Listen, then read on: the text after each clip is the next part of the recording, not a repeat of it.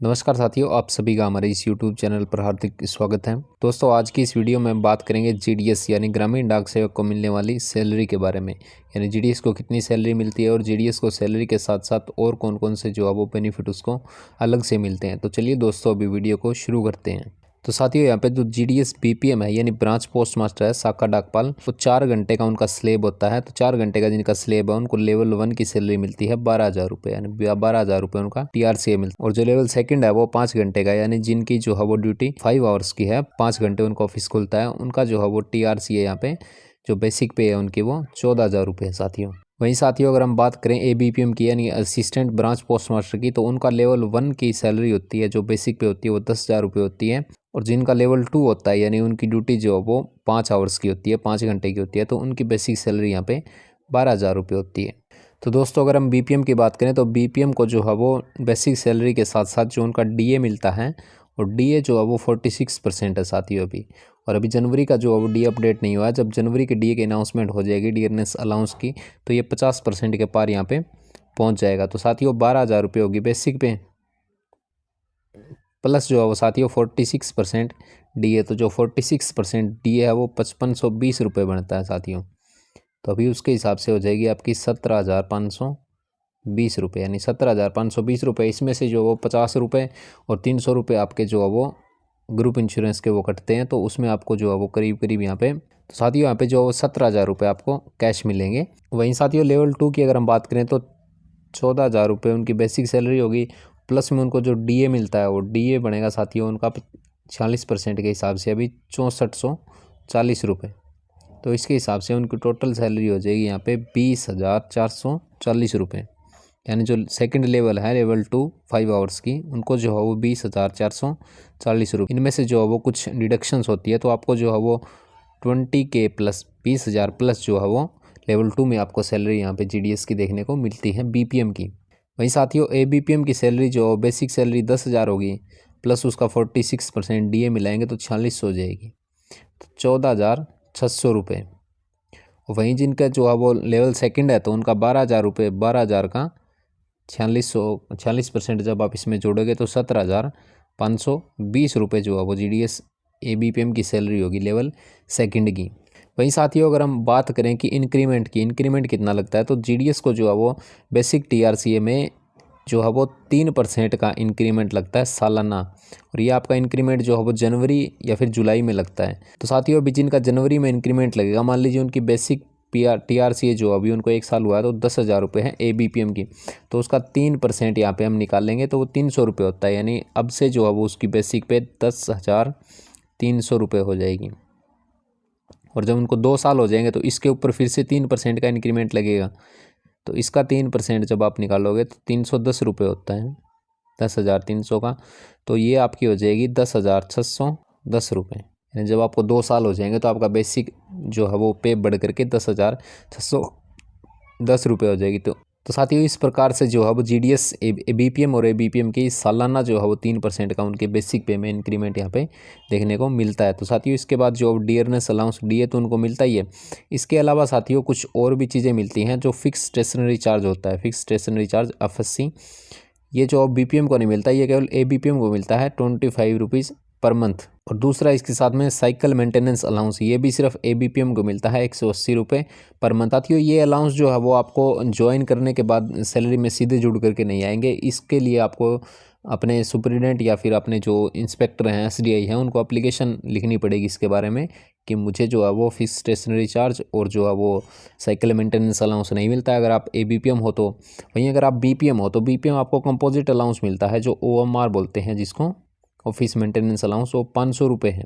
तो 500 रुपये ये मिलता है आपको स्टैंडर्ड अकोमोडेशन का, यानी आपका जो है वो ऑफिस ठीक ठाक है तो आपको 500 रुपये उसके मिलेंगे। और अगर आप जो है वो सरकारी बिल्डिंग में भी अगर आपका कहीं पे है, पंचायत घर हो गया, कोई सीएससी वगैरह हो गया, तो उस जगह में भी अगर आपका पोस्ट ऑफिस आप बीपीएम हो तो आपको जो है उसके 250 रुपये पर मंथ के हिसाब से उसको आपको मिलेगा।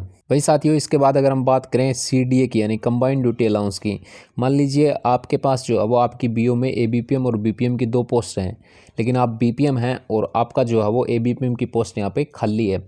तो होता क्या है कि आपको ही जो है वो ABPM का यहाँ पे जो है वो काम दे दिया जाता है और आपसे ही जो है ABPM और BPM दोनों काम आपसे लिए जाते हैं। अगर आप BPM हैं और MD यानी मेल डिलीवरी का और मेल कैरियर का अगर आप काम करते हैं तो आपको 1170 रुपये पर मंथ के हिसाब से यहाँ पे मिलेगा और मैक्सिमम जो है वो 45 रुपीज़ पर डे के हिसाब से मिलेगा। वहीं अगर आप BPM हैं, आप मेल डिलीवरी का भी काम करते हैं और मेल कैरियर का भी काम करते हैं, यानी कि आप BPM हैं, आप मेल की डिलीवरी भी करते हैं, डाक भी आप ही बांटते हैं और डाक का जो लेन देन होता है SO से वो भी आप खुद ही करते हैं, तो आपको 2340 रुपये पर मंथ के हिसाब से यहाँ पे मिलेंगे साथियों। वही साथियों, अगर आपको डाक का आदान प्रदान करने के लिए जो है वो SO से और BO के बीच में अगर कुछ जो है वो आपको नदी वगैरह पार करके जानी पड़ती है तो उसका बोट अलाउंस भी मिलता है 115 रुपये पर मंथ के हिसाब से, वो एरिया के हिसाब से आपको मिलता है। अगर हम बात करें कैश कन्वेंस की, यानी आप कैश कन्वेंस करते हो, मतलब आप कैश लेकर के जाते हो, SO में जमा करवाते हो या SO से जो है वो अपनी BO में लेकर के आते हो, तो जो है वो आपको 30 रुपये मिलेंगे लेस देन RS 1 लाख। अगर 1 लाख से कम है तो 30 रुपये आपको मिलेंगे उसके। और वहीं अगर जो है वो मोर देन 1 लाख है, 1 लाख से ज़्यादा का जो है अगर आपका कैश जो है वो आप लेकर के जाते हैं SO में या फिर SO से लेकर के अपनी BO में आते हैं 1 लाख से ज़्यादा, तो आपको 50 रुपये प्लस कन्वेंस चार्जेज यानी जो चार्जेस लगते हैं बस का किराया वगैरह वो आपको मिलेगा और 50 रुपये अलग से मिलेंगे। तो ये आपका मिलता है साथियों ये मिलता है आपको इस जॉब में। और इसके साथ जो अगर हम बात करें कि रिस्क एंड हार्डशिप अलाउंस की, यानी आप किसी ऐसे एरिया में ड्यूटी करते हैं जहाँ पे रिस्क होता है, तो आपको जो है वो 500 रुपये पर मंथ के हिसाब से उसका 7 CPC के हिसाब से ये 500 रुपये आपको पर मंथ के हिसाब से रिस्क एंड हार्डशिप अलाउंस मिलता है। जैसे कि मान लीजिए अगर वो नक्सलीवादी कुछ एरिया है उधर तो उसके हिसाब से, और अगर वहाँ पे जंगल वगैरह है तो पहाड़ी वगैरह इलाका है तो उसके हिसाब से जो है आपको हार्डशिप अलाउंस मिलता है, यानी वहाँ पे जॉब करना कितना कठिन है उसके हिसाब से आपको 500 रुपये पर मंथ के हिसाब से यहाँ पे दिया जाता है। वहीं साथियों, अगर हम बात करें तो मैटरनिटी लीव ये सिर्फ जो है वो फीमेल JDS को मिलती है, यानी जब जो है वो फीमेल JDS को जब बच्चा होता है तो उसको 180 दिनों की छुट्टी मिलती है लेस देन 2 सर्वाइविंग चिल्ड्रन, यानी 2 या 2 से कम बच्चों के लिए उनको मिलता है, मैक्सिमम 2 बच्चों के लिए, और ये जो है वो केवल फीमेल JDS को यहाँ पे मिलता है। तो अगर बात करें JDS की ग्रेजुएटी की, नहीं जो आपकी सर्विस पूरी हो जाती है तब आपको क्या मिलता है, तो आपको 1,50,000 रुपये की ग्रेजुएटी यहाँ पे आपको रिटायरमेंट के वक्त मिलती है। और अगर हम बात करें सेवरेंस अमाउंट की, तो ये आपको मैक्सिमम जो अब 1.5 लाख रुपये मिलता है और ये आपको जो है वो 4,000 रुपये पर ईयर के हिसाब से मिलता है। आपकी जब सर्विस 5 साल से ज़्यादा हो जाती है तो उसके बाद जो आपकी सर्विस होती है उसमें आपको 4,000 रुपये सालाना के हिसाब से मिलते हैं और ये जो है वो 1 जनवरी 2016 से लागू हो गया है। और STBS की बात करें अगर हम, सर्विस डिस्चार्ज बेनिफिट जो स्कीम है उसमें जो मंथली कंट्रीब्यूशन होता है बोर्ड साइड से, यानी 300 रुपये आपके करते हैं और 300 रुपये जो है वो डिपार्टमेंट आपके लिए जमा करता है, तो ये आपको सर्विस जब आप डिस्चार्ज होते हैं तब आपको इसका बेनिफिट मिलता है। ये सारा पैसा आपको इकट्ठा एक साथ मिल जाता है। वहीं अगर हम बात करें कि बोनस की, तो बोनस जो मिलता है साथियों PLV बोनस मिलता है JDS को, और जिसकी सीलिंग जो है वो 7,000 रुपये है, और 7,000 रुपये के हिसाब से आपको बोनस मिलता है, तो वो आपको 60 दिन का मिलता है, तो उसके हिसाब से आपका कैलकुलेट हो जाता है यहाँ पे।